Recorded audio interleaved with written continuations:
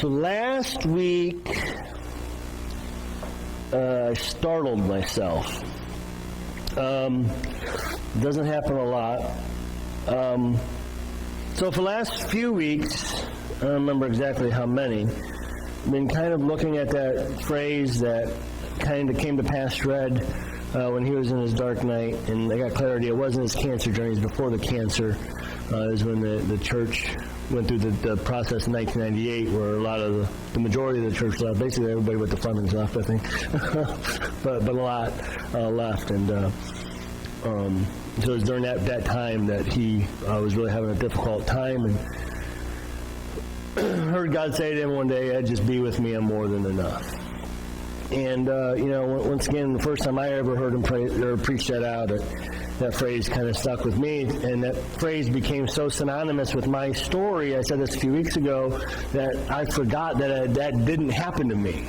And Andrew and I were talking about recently, like stories and how we tell a story, and over time, the way our brain processes that story and remembers that story, it kind of changes in a lot of ways. And so that phrase became so part of my story that I sometimes forget that it didn't actually happen to me. I wasn't the one in there praying and putting my head in the Bible and heard God say, just be with me, I'm more than enough.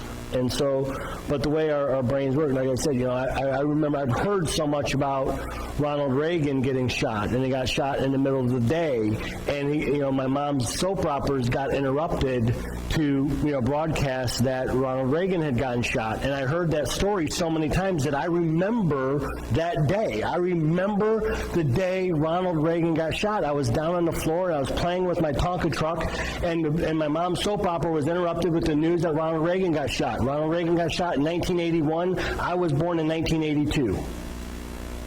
Right? But I have a vivid memory of the day Ronald Reagan got shot, and I wasn't even alive yet, because the way the story, my brain has wired and connected, hearing my mom tell that story, and the memory that I have was in 1986, the Challenger exploding, and her soap operas getting interrupted with the Challenger the Challenger exploding and me being on the floor playing my toys when it happened.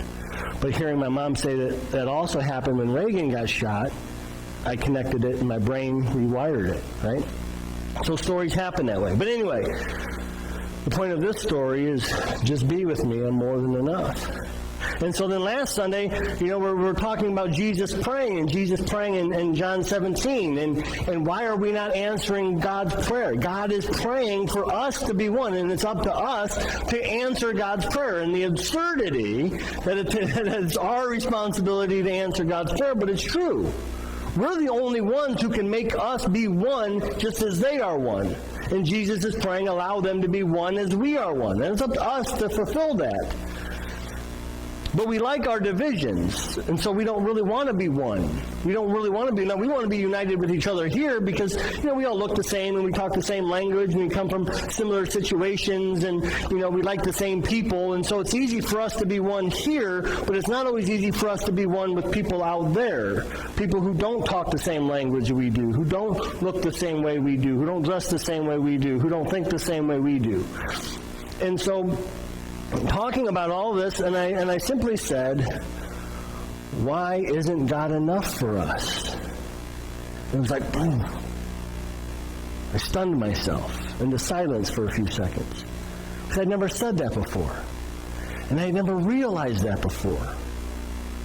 But the reality, all of our world's problems, every problem in our world, I finally figured it out. I got the answer. I know why we have racism. I know why we have all sorts of bigotry, and I know why we have wars, and I know why we have hatreds, and I know why we have all of these problems in our world, and there's murder and envy and strife. I know why there's so much greed in our world. I know, I finally figured it out. And the answer is very simple. It's because God's not enough for us. That's the answer. Why are there so many problems in our world? Because God's not enough for us. And the reality of it is God has never been enough for us. Now, the solution is, can God ever be enough for us? Will we ever be in a place where God is enough for us? I don't know. But we can look back, Adam and Eve in the garden. They had the fullness of God's presence. They had every imaginable fruit that they could eat. They lived in a perfect paradise. Everything was amazing. And the serpent showed up and said, yeah, but I got more for you. They said, yeah, this isn't enough for us. We want more. God wasn't enough for Adam and Eve. He was never enough. God has never been enough for us. That is a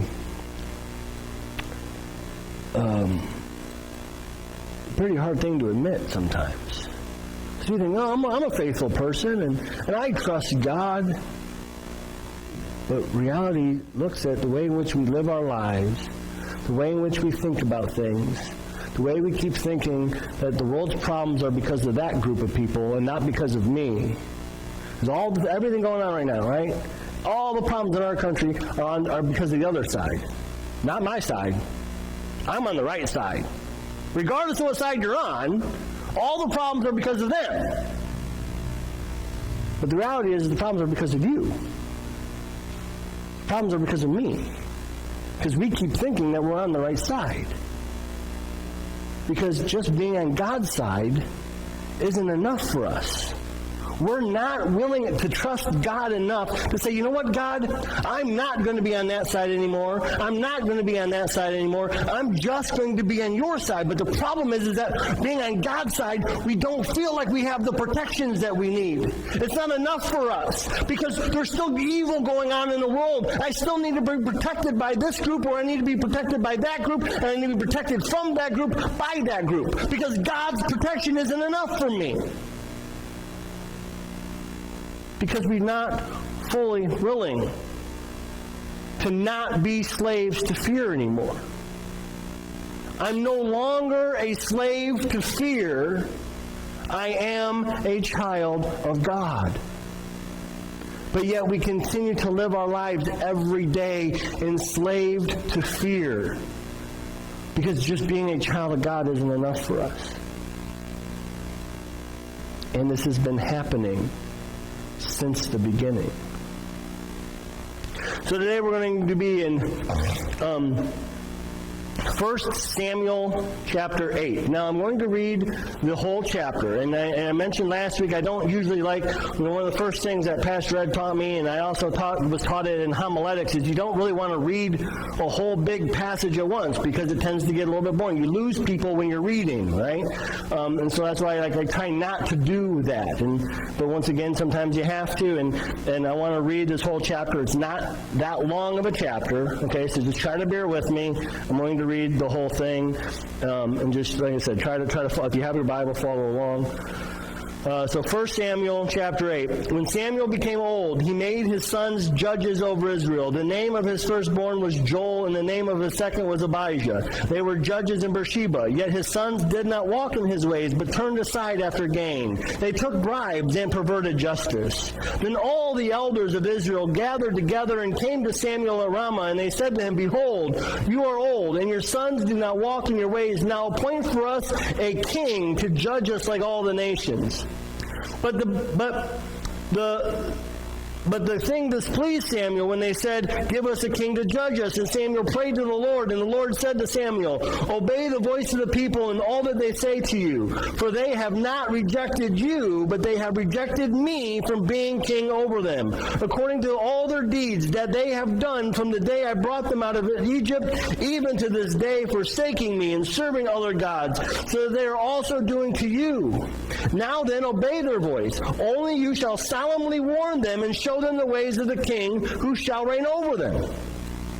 So Samuel told all the words of the Lord to the people who were asking for a king from him. He said, These are the ways of the king.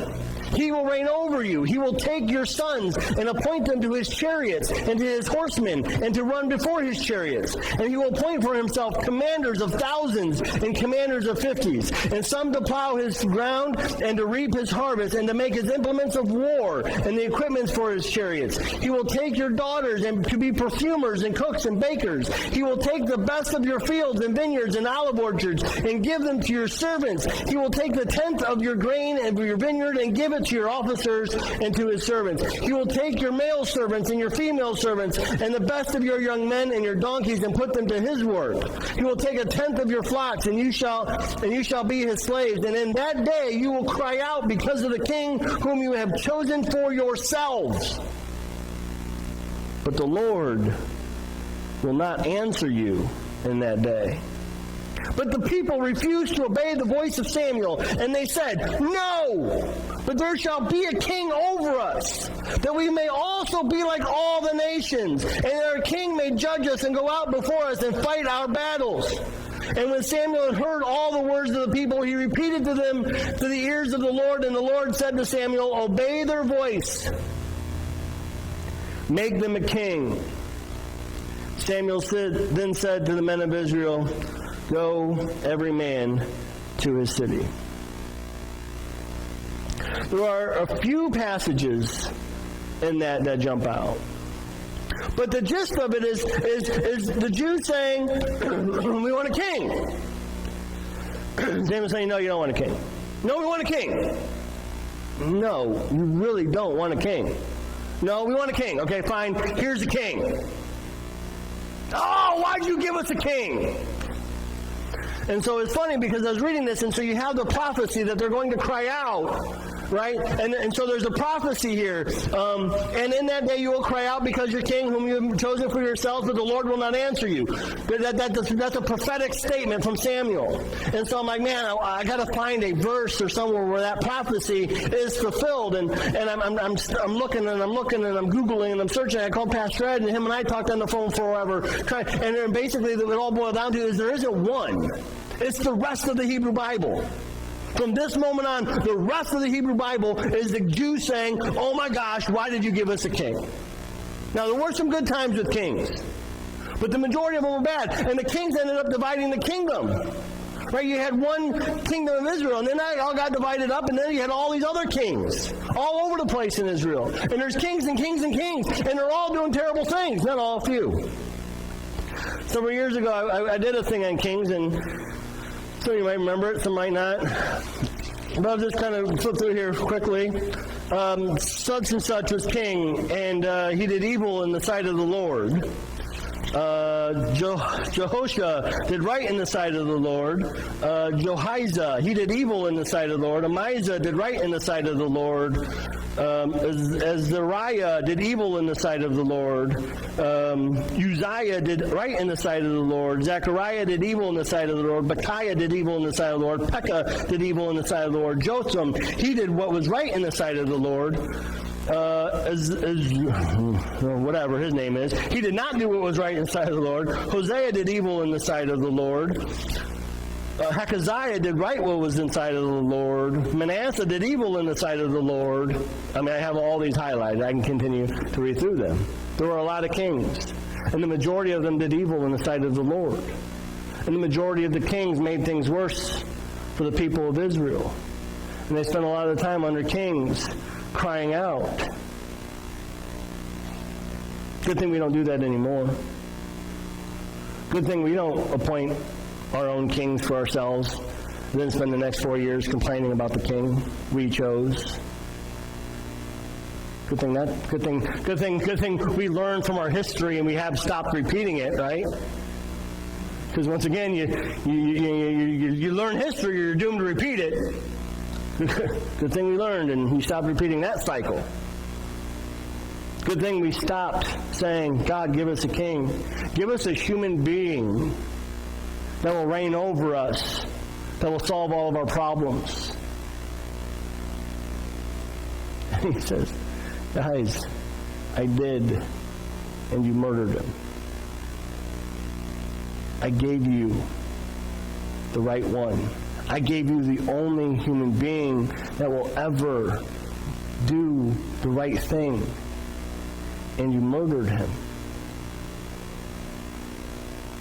So here we are, continuing to cry out. And here's the thing. The first... I'm trying to fit all of this into one. This might be many. But the first thing that really... Well, the first thing that jumps out is when they ask me, they say, give us a judge or give us a king like all the other nations. You are God's chosen people. You are the very people that God chose to build and establish his kingdom on this earth. And you go to God and you say, can you make us like everybody else? What? What? We don't want to be your chosen people. We don't want to do what you've called us to do. Just let us be like everybody else. They got kings, and look how great their lives are. We're over here, we got nothing. We got no king. We got no legitimate nation. We're always going to getting people always invading us. I mean, you save us every time, but still. But then God said, when Samuel's praying, God says to him, he says, they're not rejecting you. They're rejecting me. That's a really powerful line. And it's obviously true. We spend all of our lives rejecting God because we don't believe he's enough for us. God says, you don't need a king. All you need is me.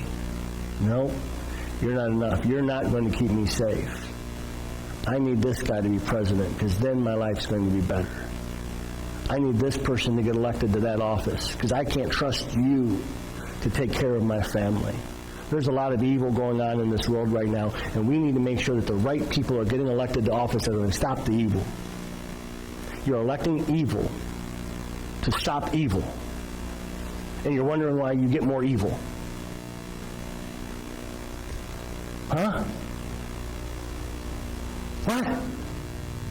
This evil person is going to stop the evil, and then that evil person makes more evil, but now we're going to elect this evil person because this evil person is really going to be the one who fixes the evil. Huh? What? The one person who was elected to stop the evil we murdered. And now we continue to say, we believe in him. We believe. We believe in God the Father. We believe in Jesus Christ. We believe in the Holy Spirit because he's given us new life. But we don't trust them. They're not enough for us. The resurrection is not enough for us. The crucifixion is not enough for us. Because there's things going on out here that scare me. The world is doing what the world is supposed to do, and I don't like it. Therefore, I'm going to put my faith and trust in the world to stop what's going on in the world. And once again, I say, huh? What? That makes sense to us? Worldly people who operate according to worldly principles are going to fix what's going on in the world? Huh? Why isn't God enough for us? Because all these prophecies come through. And I find it one of the things that just, not to go off on a tangent, sometimes I tend to do. But blessed are the peacemakers, for they shall be called children of God, right? And we notice in the warning for what it's going to be like under a king, most of the things have to do with war. He's going to appoint people to his army, basically what he's saying. They're going to be horsemen, they're going to be in chariots, they're going to be out in front of the chariots. They're going to make weapons of war. So once again, weapons of war, being a part of war, isn't a part of what's supposed to happen. The church is to be an army which sheds no blood. We're supposed to turn our instruments of war into instruments of life. right? Swords in the plowshares and spears in the pruning hooks, right? Pointing that out. But then another time, later on, and Samuel goes back to the Jews, and they say, no, give us a king. We want to be like everybody else. And, when we look at the church, why is the church the way it is?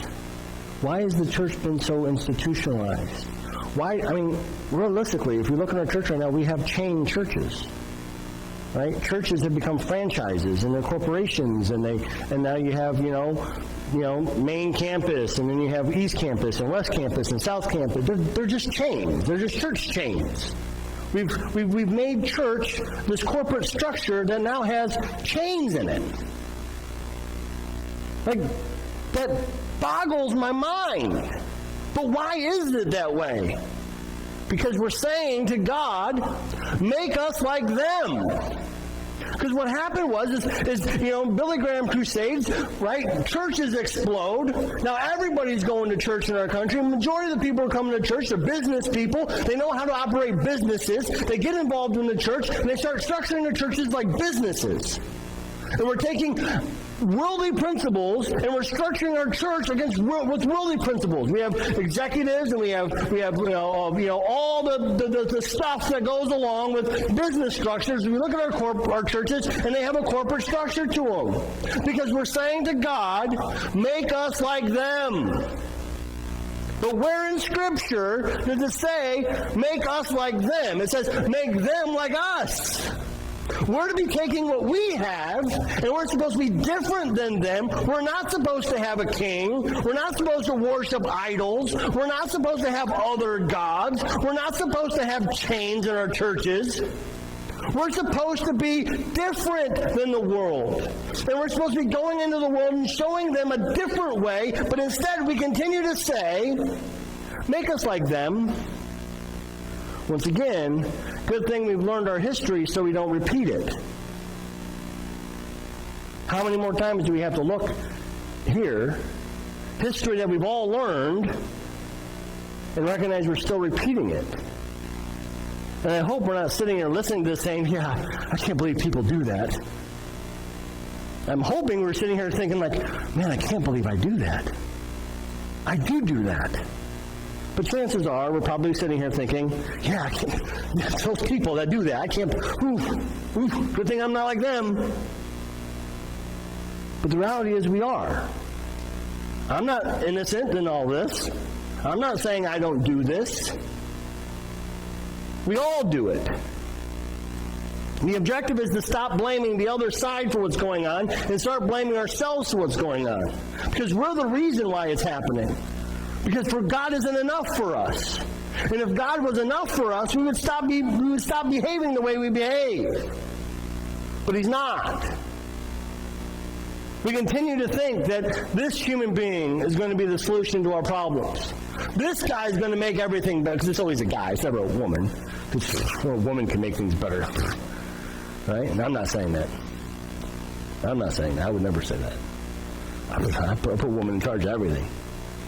That way I ain't got to do it. I always tell people, I'm always at my best when I have a woman telling me what to do. Okay? But we keep thinking, I can just get this human figure in this position. And then what happens is, we think this person is going to be the person that fixes everything. And then just in my lifetime, a lot of people thought Bob Dole, right? We just got to get Bob Dole in. We just got to get Clinton out. Well, most people don't really want to get Bob Dole in. They just wanted to get Clinton out. Right? And Clinton ran re-election. And guess what happened? The whole time Clinton was in office, after they tried to make his presidency illegitimate. They started investigating. Watergate was Nixon. Whitewater was Clinton, right? Right. Kevin's usually my historian, or Andrew's my historian. So they started investigating Whitewater, and then they really didn't find anything there. And then they found the women, and then they started talking to the women, and then they found that he lied about Monica. And then, okay, we have something to make his presidency illegitimate because we didn't like the outcome of that election. And then in 2000, Bush gets elected. We don't like the outcome of that election. So they tried to, the dimple there. They tried to vote for Gore, but it didn't count. Well, the hanging Chad, did that count? And everything they tried to do. They went to the Supreme Court to try to make Bush's election illegitimate and to overthrow his election because they didn't like the outcome. We didn't like the outcome. And then Obama gets elected. We don't like that outcome. Well, let's prove. We got to prove he's not a citizen, so we can make his presidency illegitimate. And we spent 8 years trying to find a way to make his presidency illegitimate. And then Trump gets elected. Oh, it was Russia. Russia got him elected. His presidency illegitimate. Find a way to get him out of there. Guess what? Didn't work. Biden gets elected. Oh, the election was rigged. It's stolen. Doesn't count. Get him out of there. Right? We continue to do the same thing. And once again, this is just in my lifetime. This is just in my lifetime. Every presidential election in my lifetime, there have been people who didn't like the outcome who tried to make it become illegitimate. We ask for a king, and we say, why did you give us this king? Then we try to make the king illegitimate because we don't like the king that we got. So why do we continue to think that a human being is going to be the solution to our problems? Why do we continue to think that the rest of the world, being like the rest of the world, is going to make us better? Why do we continue to think that God's not enough for us?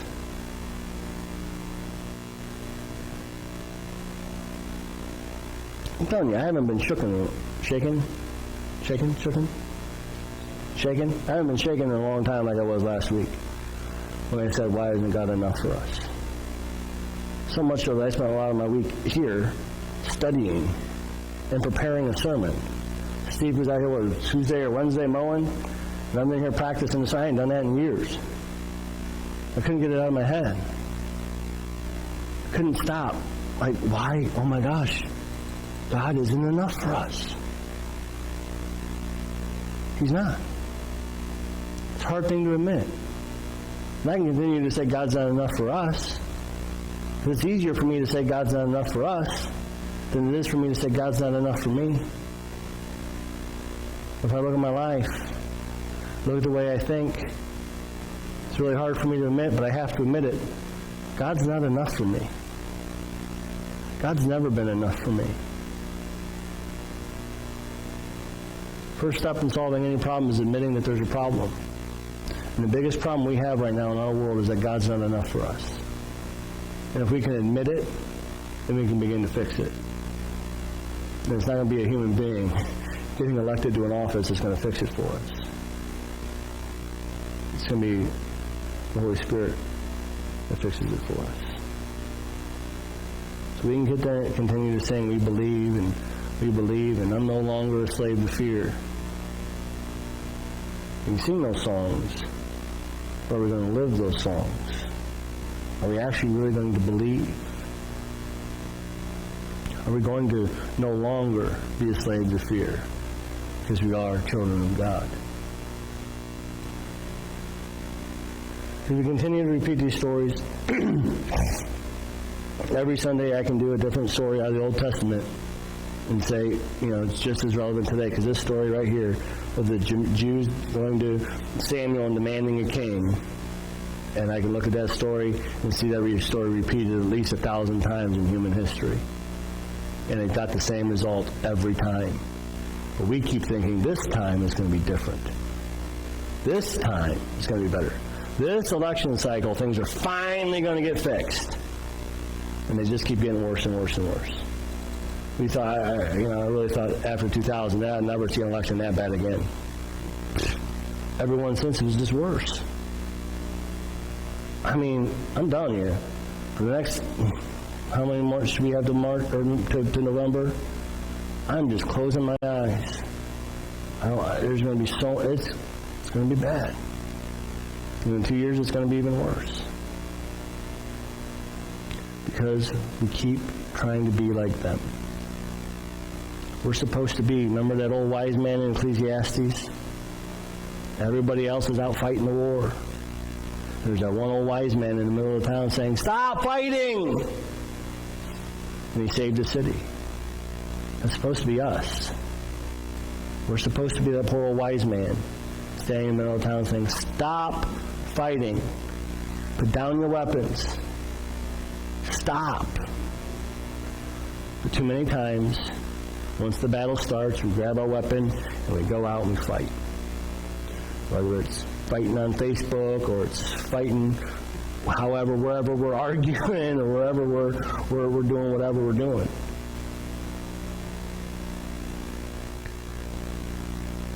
But I don't want us to be like the rest of the nations.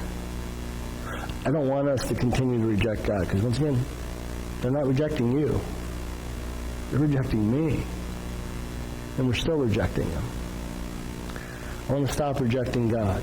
I want to stop trying to be like the rest of the world. I want God to be enough for me.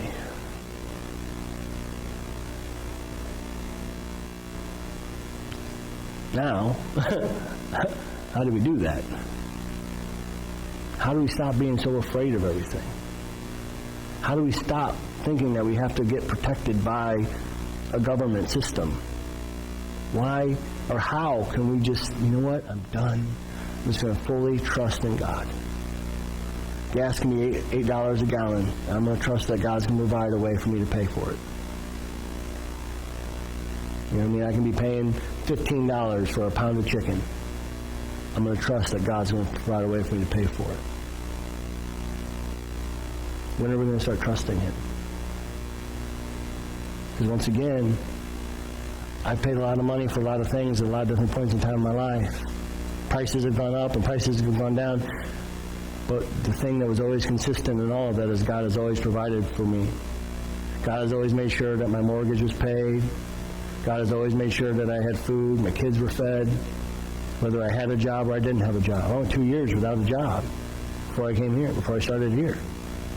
Jessica was working part-time as a waitress, and I quit my job to go back to school. She's waiting tables 3 days a week, and I'm waiting tables 3 days a week.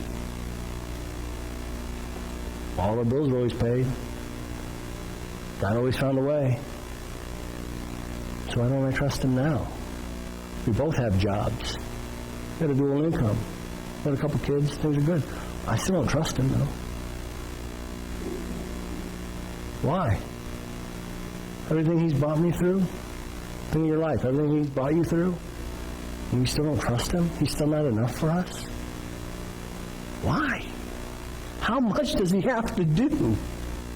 How many times does He have to show up and save us from the fire? It's again, Old Testament.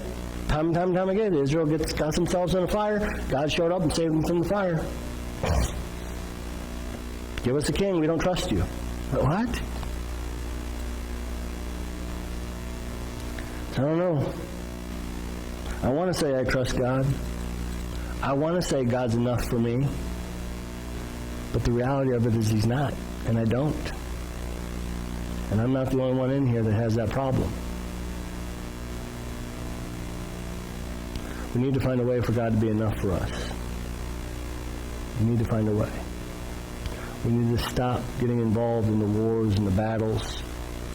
We need to stop thinking that this person or this group is going to protect me and save me. The only person who's going to save you already did. Do we trust it?